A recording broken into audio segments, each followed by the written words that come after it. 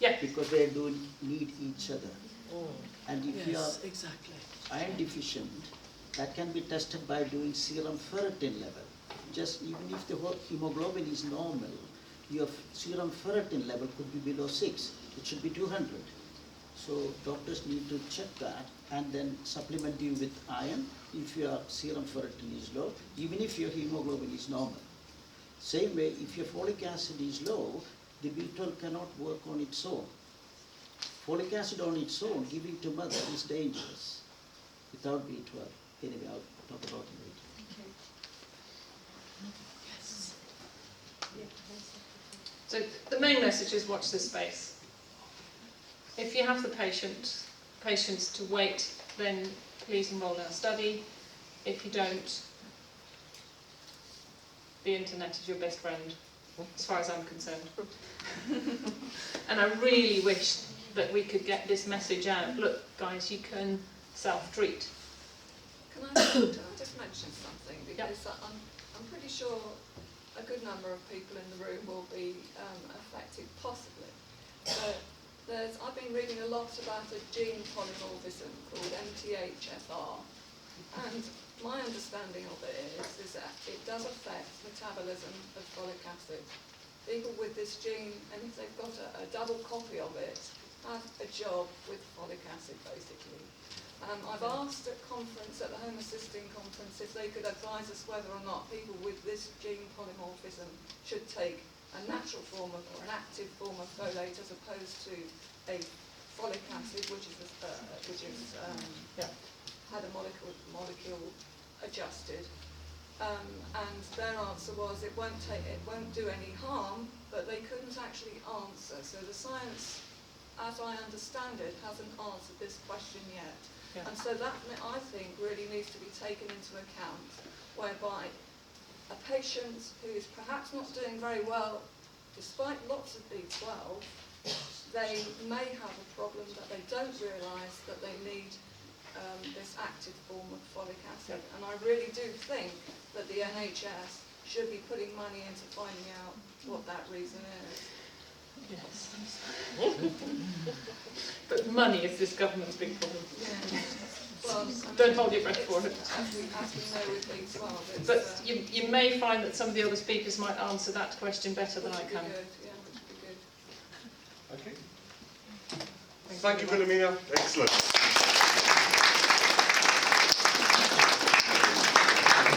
Okay, there's one other person I'd like to point out to you. She's going to hate me for doing this. Emma, can you stand up, please? Emma's got our silver bond plate for the London Marathon, so she's running for us in March. We've also got another runner as well, Andrew Griffiths, who's hopefully he'll be coming soon. If you want to sponsor Emma, she's got everything going for her up there. Just go and talk to her, and she's got all the Facebook pages and all the other stuff as well. So we're very grateful for Emma for that. Okay, our next speaker is Professor David Smith, who's done a tremendous amount of work in his career on B12 and Alzheimer disease, and I know that he's got some information that I'm sure you will find interesting. So, Professor David Smith.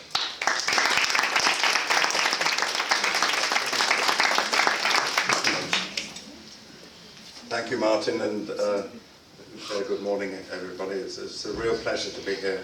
I'm absolutely full of admiration for your society, and especially for Martin. You're doing a fantastic job, and wish you the best. I'm going to switch. Sorry, I've got a bit of infection, but at this distance you're safe. Just speak into the mic. Okay, is that better? I'm going to switch topics now completely. Pernicious anemia is a dreadful disease. Mercifully, it's quite rare. We don't actually know how common it is, and it may be more common than is thought in the textbooks. I want to talk about a disease which unfortunately is very common, Alzheimer's disease, and show you there's a link to vitamin B12 in that disease. So the challenge of Alzheimer's disease you must be familiar with from the media, which is always talking about it these days. But I'd like to ask you a question. How many people in the United Kingdom do you think come down with Alzheimer's disease every day? How many new diagnoses every day? Anyone like to come up with a number? 2,000, 5,000. Wow, every day? That's pretty amazing, actually. No, it's not quite as much as that, but it's still pretty staggering. So every day there's 500 new cases approximately of Alzheimer's disease, or at least of dementia, and Alzheimer's is the commonest form of dementia. So that translates into a huge number of people. Perhaps you're thinking of Europe, 5,500 a day in Europe, and Alzheimer's disease is the end, as it were, or dementia is the end of a process that begins, unfortunately, with memory impairment. And if you look at how common memory impairment is, then there's about 4.5 or 4.25 million every year develop memory impairment in Europe. About half of these people will go on to develop Alzheimer's, as you can see from the numbers. So this is a tremendous challenge, and we've got to do something about it. As we get older, the disease is getting more common, because it's an age-related disease, and it's urgent that we find a way of preventing it. The end result is shown here on this slide. On the left is a slice through a normal elderly brain, and on the right is a slice through the brain of someone who's died with Alzheimer's disease. You can see the brain is shrunken. At the end of the disease, it's shrunken very markedly, and that was noticed by the early pathologists, indeed by Alzheimer himself, that the brain is shrinking. That, ladies and gentlemen, is what causes the symptoms. The loss of brain tissue. You're losing your neurons. That's what causes the symptoms. It's a progressive thing. If we look at the normal human brain, over about the age of 60, we're losing tissue every day, a little bit. And the colour, the red, shows the areas that lose tissue after about 1 year at 0.5% in normal ageing. The grey, a bit less, and the blue, for some reason, is really protected. We don't lose any tissue then. Those who know about the brain will recognise those areas as the primary sensory and motor areas, which are obviously very important for normal activity. The areas that we lose are sadly the areas involved in higher human activities, thinking, cognition, memory. So let's look at the shrinking brain. As I say, over 60, roughly, we're losing about 0.5% per year, which equates to about 7 millilitres of brain tissue being lost a year. Those of us with memory problems, which we'll call for the time being mild cognitive impairment, which is a clinical syndrome you can define, MCI for short, they show a faster rate of shrinkage of about 1% per year. But in patients with Alzheimer's disease, it's 3 times faster, about 3% per year.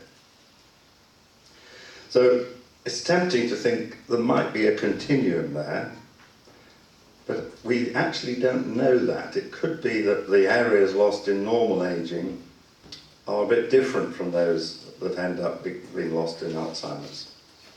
But still, it's tempting to think there's a continuum, certainly in the last two, from mild cognitive impairment to Alzheimer's. The question is, what's driving this loss of tissue? Well, one thing, and it's only one out of many, that drives it is the blood level of the amino acid homocysteine, which some of you will know about because it's raised in B12 deficiency, the levels of this amino acid. What we found in our studies in Oxford was that we measured the rate of shrinkage of the brain in normal elderly people recruited from the city of Oxford over a 5-year period. And I'm plotting here on the slide on the vertical axis is the change in total brain volume per year, plotted against increasing concentrations of homocysteine when the volunteers came in at the beginning of the 5-year period. So this is baseline homocysteine. You can see there's roughly a 50% higher rate of shrinkage of the brain in those with the high level of homocysteine. This is in the normal range. We're not talking about anything exceptional. So there's a concentration-related effect of an amino acid in the blood driving, or apparently driving, or associated with the loss of brain tissue. It's actually a sobering thought. There's something in your blood that seems to be related to the rate of shrinkage of your brain. So the question is, as those of you know your biochemistry, and I can't go into this for those who don't, we know that the levels of homocysteine in the body are largely determined by how much folate and B12 we have in our bodies. Those are the main determinants. So the question we asked is this being driven by low folate or by low B12? Well, it turned out there was no relation with folate levels, but there was a very striking relation with the B12 levels. So here's a similar plot. The percent annual change in total brain volume over the 5-year period, plotted this time against the baseline measure of B12, serum B12. You can see that in the 107 people, there's a striking relationship. The lower your B12, the faster the brain is shrinking. It almost doubles the rate of shrinkage over the normal range of B12 from around 600 to 700 down to, in this case, 160. Again, a very sobering thought. Something in the blood, in this case a vitamin, seems to be related to brain atrophy. Note that no one in this study was B12 deficient as classically defined, and you know all about that from your own studies. No one was below the 150 picomole per litre cutoff, which is around 200 in the other units. And this is therefore in the normal range of B12. Everyone walking around in the street, as it were, has these levels, and yet it seems to be related to brain atrophy. So the question is this a causal link, or is this just a coincidence that we're looking at? So in order to answer the question, is it causal, we need a clinical trial.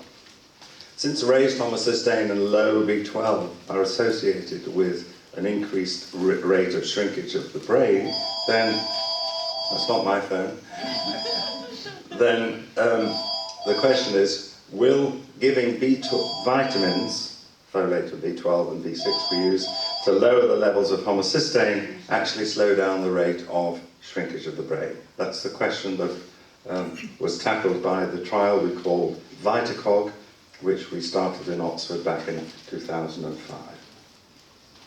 So the VitaCog trial, I'll summarise very briefly here.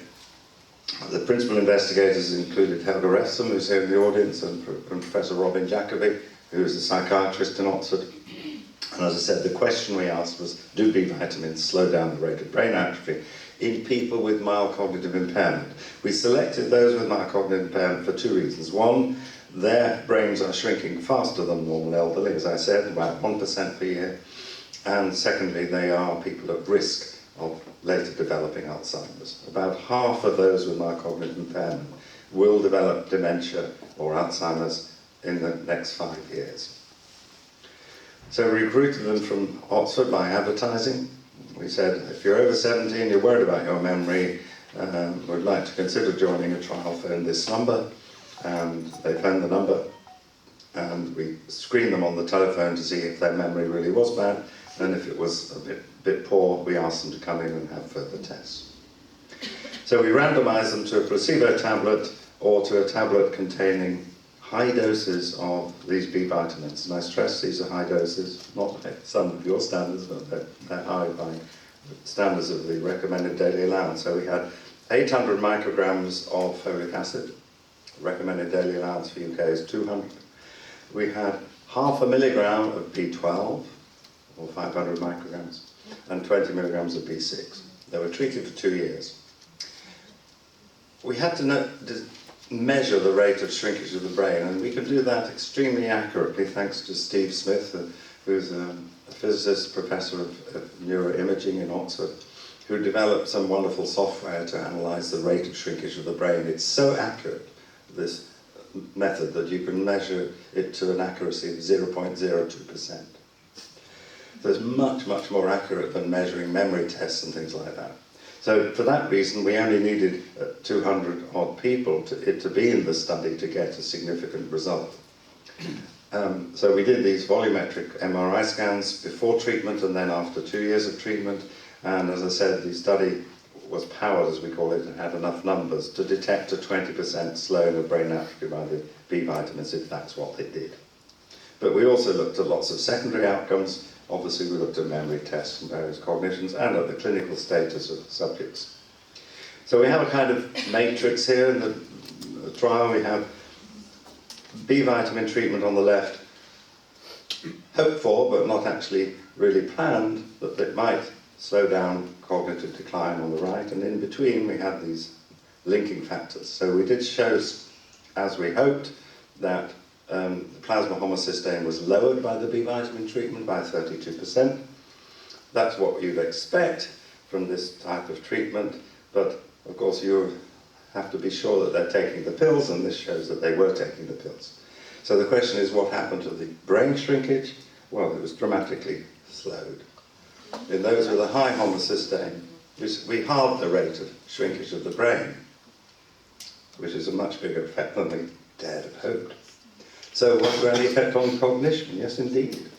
Cognitive decline was slowed, very markedly in those with high homocysteine at baseline. So the trial has worked. The B vitamins do actually seem to protect the brain and cognition in people with mild cognitive impairment. So we generated, as a result of the study, we generated a hypothesis that B vitamin treatment lowers plasma homocysteine, which slows brain shrinkage, which slows cognitive decline. So that's the hypothesis.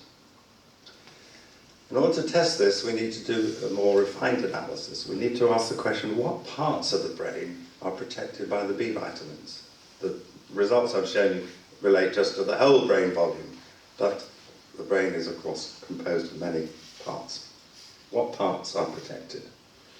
In mild cognitive impairment, and indeed Alzheimer's disease, we know that specific brain regions show an accelerated rate of shrinkage and end up very, very atrophied in Alzheimer's disease. Just specific regions, not the whole brain.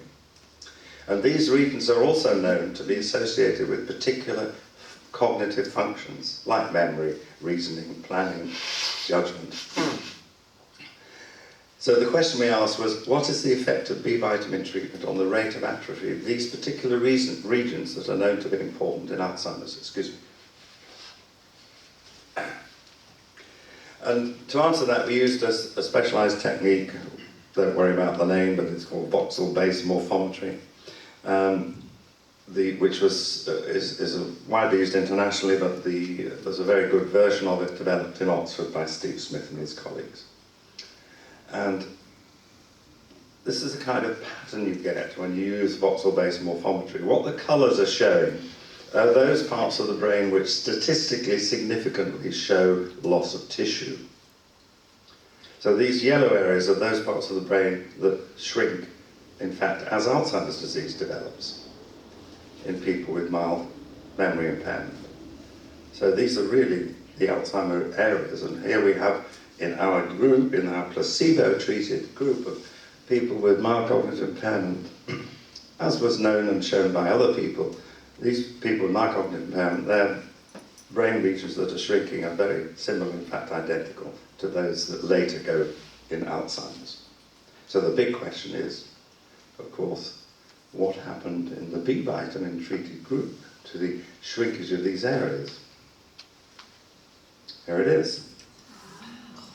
So the bottom pictures show the areas in the brain in the B vitamin treated group that shrank. Still some shrinkage, of course, but much, much less, as you can see, especially in areas which are very important, like the hippocampus and medial temporal lobe, which those of you know will recognise, the big yellow blobs in the middle of the middle picture at the top.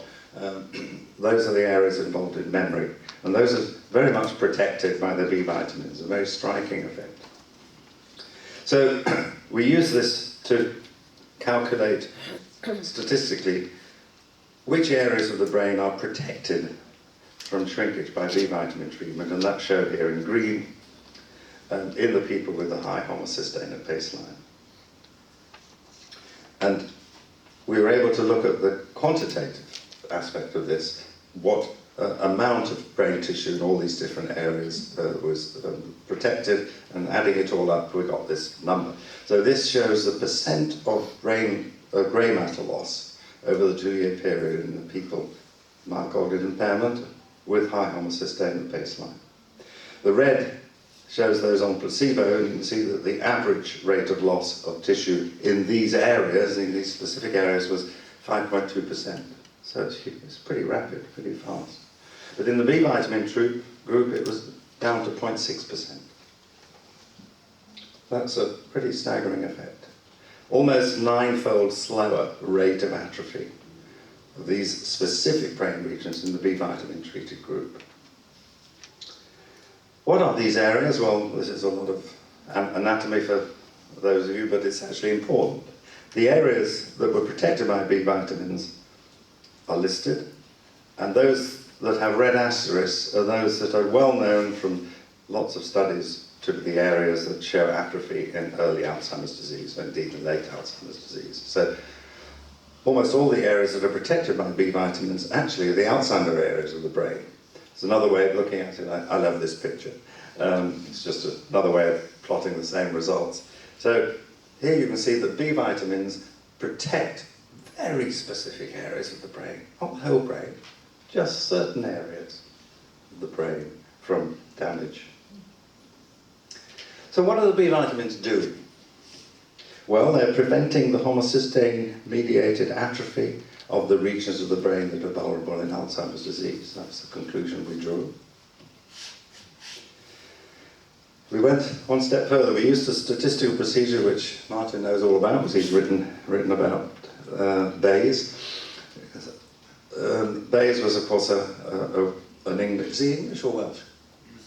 English priest, I believe, back in the 18th century? 18th century, who pioneered a way of statistical analysis of looking at data, which is absolutely amazing and is now becoming very widely used after being neglected. So we use the Bayesian approach, looking in this case at the network. What are the relationships between all the things we're looking at in these patients? And that allows you to conclude there's causal links between these different things. So we start with the B vitamins, and the first thing the Bayesian analysis did that gave us a big surprise, it threw out folate, threw out folic acid. It said B12 is the important thing, mate. That's what it is. And B12 was important because that was what mediated the lowering of the homocysteine in these people. Now we think in this case that the folate was thrown out in the analysis because in Oxford the folate level is pretty good. People obviously have a healthy diet or take supplements or something. So that left the B12. But whatever it was, in this analysis the B12 was the driver. That lowered the homocysteine.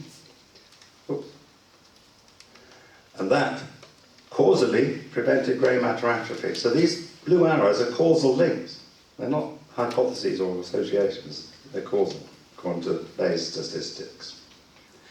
The prevention of the grey matter atrophy in those regions was causally linked to the slowing of cognitive decline in several cognitive domains that we looked at. So this is a powerful way of analysing the trial, and very encouraging. It encourages us to think that this treatment might actually prevent the later development of Alzheimer's disease.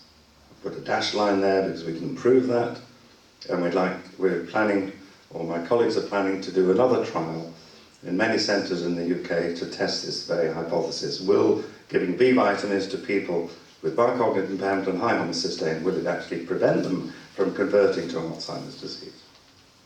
So let's summarise the results of the trial. In those with raised homocysteine, in this case above 11, B vitamin treatment slowed atrophy of the Alzheimer-related brain regions by 90%. Also, markedly slowed cognitive decline in these people. Thus, the conclusion we made from these findings is that it is actually possible to slow down the disease process leading to Alzheimer's disease.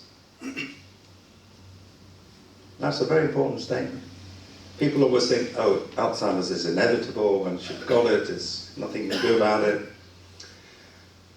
At the end stage, I think it's true. The brain tissue is all gone, or important areas are gone, and you can't put it back. But if we catch it early enough, this shows that in principle it's possible to slow down the disease process. And that's by one treatment.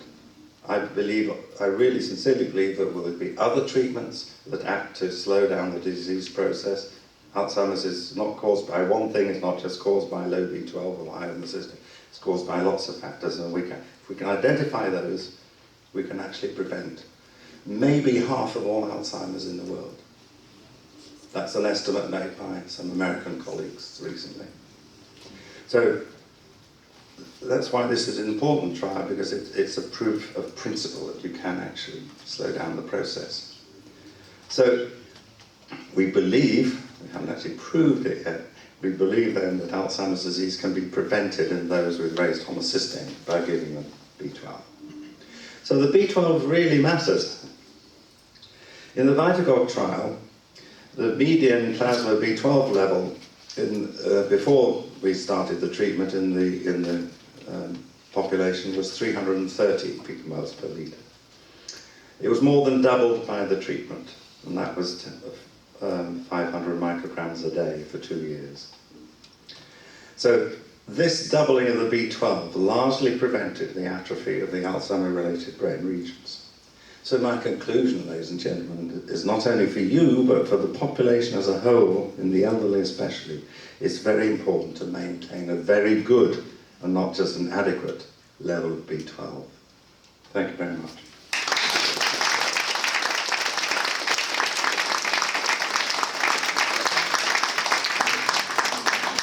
We have a few minutes, so would you take some questions? Of course. Yeah? If anybody has questions?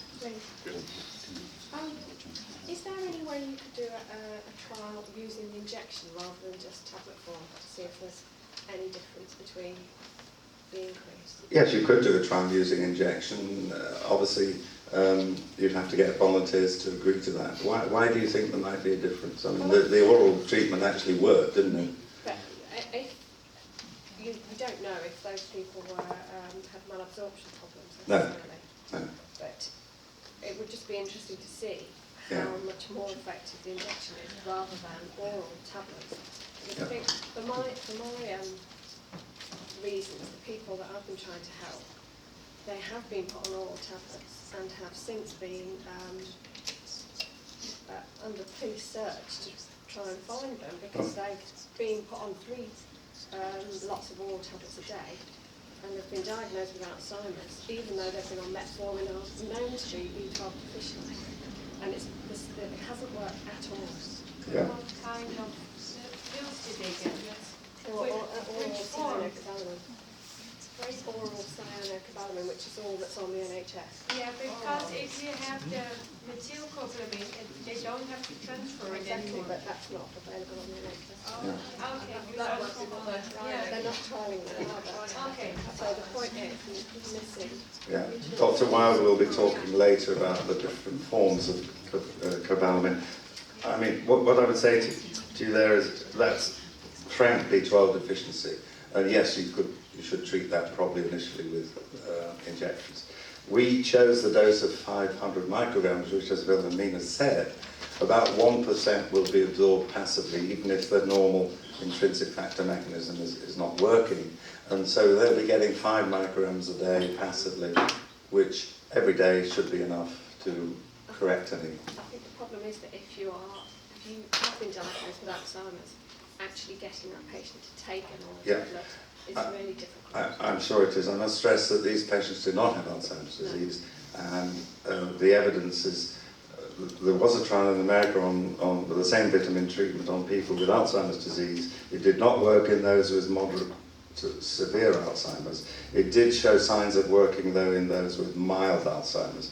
I think we have to catch the disease process earlier, and that's why we chose mild cognitive impairment, and that's what I would recommend, not I mean, if someone's got Alzheimer's, sadly, it's probably too late. Okay. Gentleman next. Hi, thank you. Sorry, this is relatively new to us, but things that you've said there with regards to the Alzheimer's really make a lot of sense with what's happened with my wife's Pernicious Anaemia.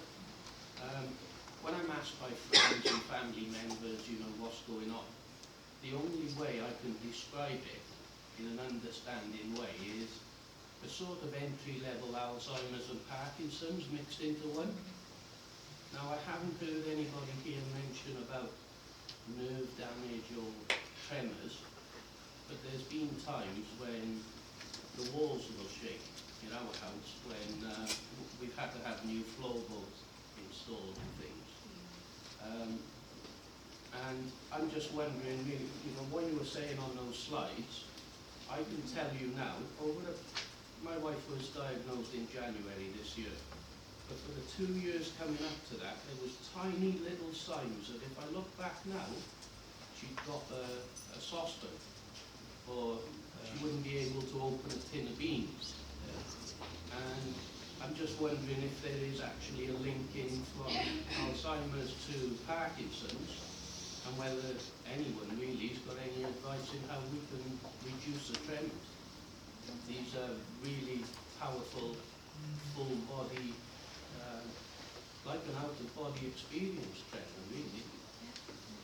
Yes, I don't know of any studies linking low B12 to Parkinson's, but there are studies reporting raised homocysteine in Parkinson's disease.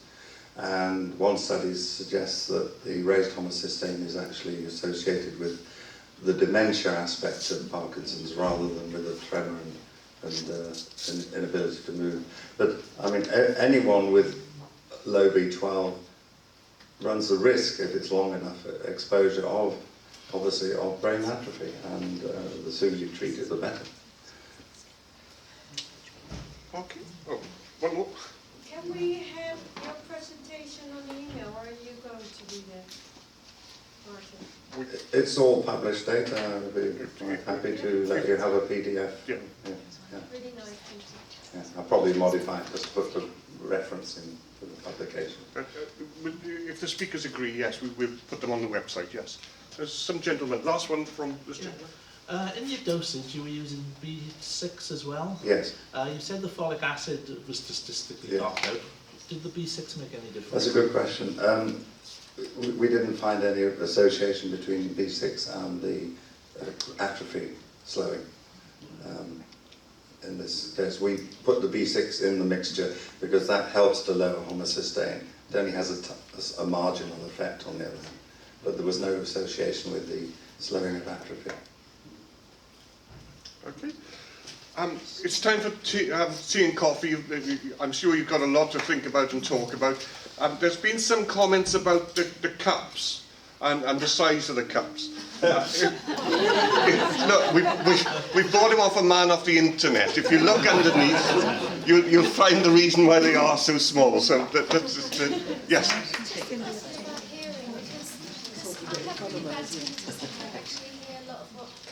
Okay. We do have some microphones, but we're roving microphones. We don't know how to replace the batteries, but we will get them up to you.